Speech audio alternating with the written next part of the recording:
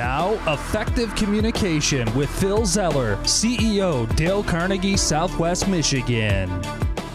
Does something in the world bother you? Is something creating stress, anxiety, fear in your life going on in the world?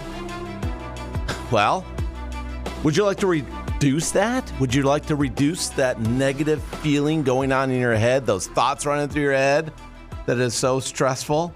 And would you like to feel healthier? Well, if you answered yes and you come to the right place, Phil Zeller, Effective Communication, honor and a privilege to be with you. I tell you what, right now people are getting bothered by a lot of stuff and it's consuming them and it's eating them up. You've seen this. People are losing in a lot of ways, and that's not healthy. That's not healthy for them. It's not healthy for their family. It's not healthy for the community, and it's certainly not healthy for the rest of the world when people start to lose it. So the question is, though, you're going through this stuff, and this stuff is eating you up. What do you do? Because we know it's not healthy. We know we don't want to be an angry, bitter person who's just mad and screaming and yelling and complaining about everything. Nobody wants to be that person. I know they're out there. I know they're out there. Somebody will go, well, Phil, they're out there. Yeah, I know they're out there.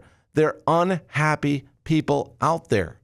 Let us not be you and I that are unhappy people. And eventually, if we get ourselves in a state where we're happy and we are controlling it, then we can influence them and help them to become the same way. Wouldn't that be a beautiful world?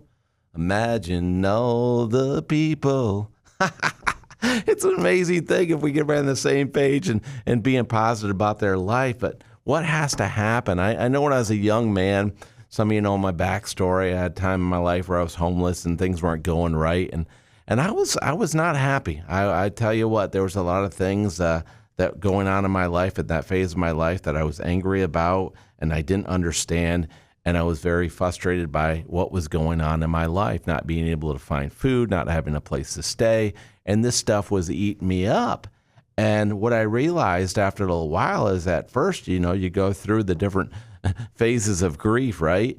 So first all shock, then denial, then anger. And I could go through all the phases depending on which model you're using to handle grief. But I found myself in that anger stage, and I didn't like myself because I was getting so angry. I was quick to get fired up, and there was not value in it for me. Actually, I ended up getting sick because of it. It just zapped my health, and so it wasn't a good thing.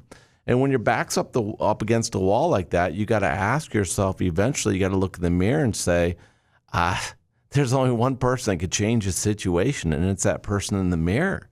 As much as anybody out there may want to help or could help, if they even knew about the situation, they're not here. And right now, the only person here is me.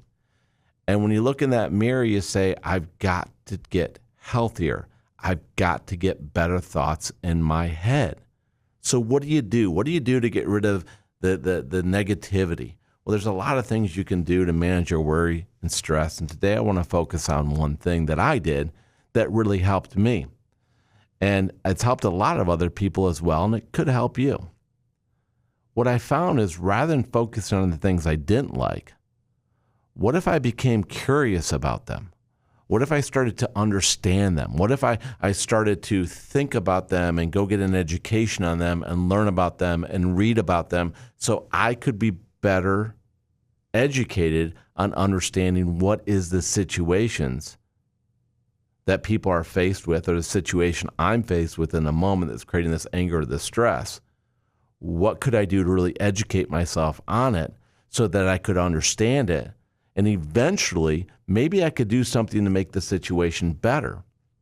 I remember one thing big in growing up as a young man, a lot of people talked about the environment and the climate and the world and what you could do. And I could remember I didn't know enough about it. So I took a course in environmental physics. And I was not a physics major. I was not an engineering major, but I thought, wow, I could go learn how all of energy works. I could be curious about it, and I could actually be educated, understand about the needs of energy and what humanity needs as far as energy and how it all functions and how that affects the world we live in. So I took a course in it.